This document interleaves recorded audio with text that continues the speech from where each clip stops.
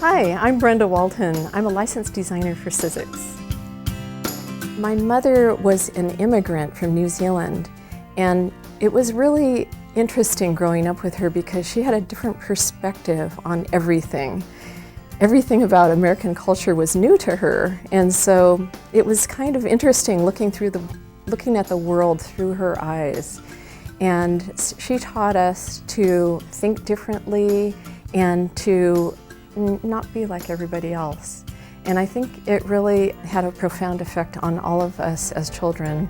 My father is a jazz pianist, a really wonderful jazz pianist, and he would be playing jazz music in the background, and the whole family would be sitting around the kitchen table making things, either for a holiday or just some fun project like mosaic or paper crafting or knitting or sewing. So that's kind of how it all started, just from childhood. When I graduated from high school, this is before I met my husband, I went to travel in New Zealand, my mother's homeland, for 2 years, and met a number of wonderful people there. And one of them noticed that I had nice handwriting. And I had never done calligraphy before this point, but he said, "I'm going to buy you a pen and a little booklet, little instructional booklet, and a bottle of ink." And the whole thing was $2. This is in the 70s.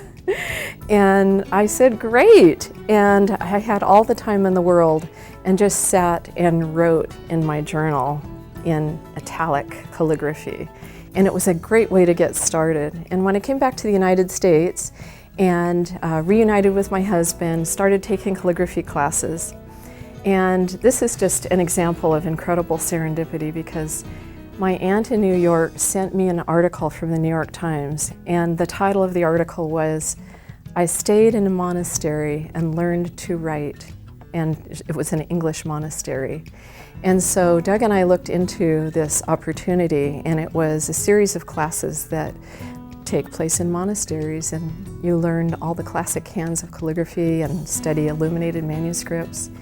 And so we went over, and I learned so much and got really excited about lettering. And when we came back to the United States, that was in 1979, my husband said, "I think it's time that you quit your waitressing job and start doing calligraphy as, a little business, and just kind of find out if it was right for me." And it turned out it was wonderful. In the 1990s, my mother-in-law introduced me to scrapbooking. I'd never heard of such a thing, and really had fun with it and loved experimenting with colors and textures and different papers.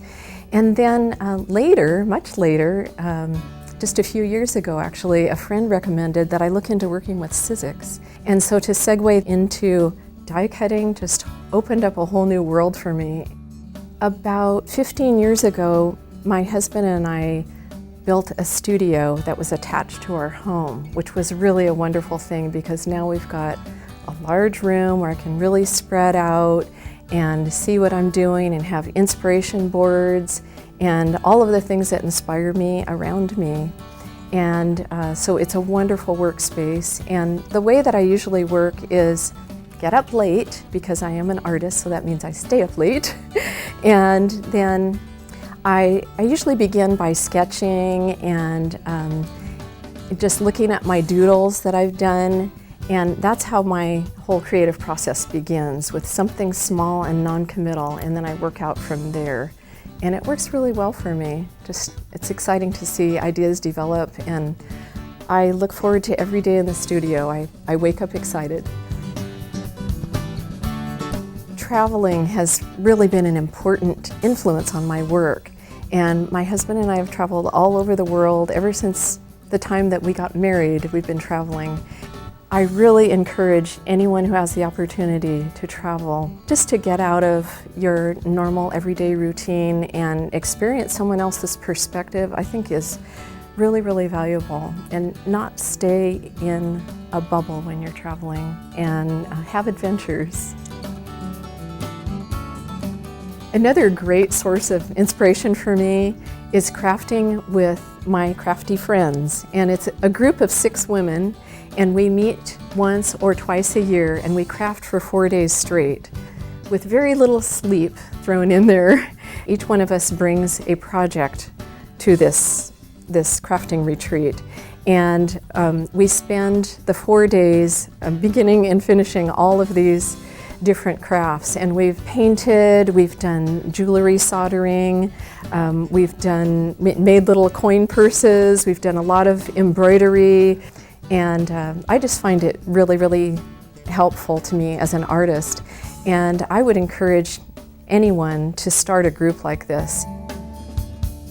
What I'm most proud of in my life is our son. And he's now 33, and he always has been and is now a most wonderful person and very helpful to us too.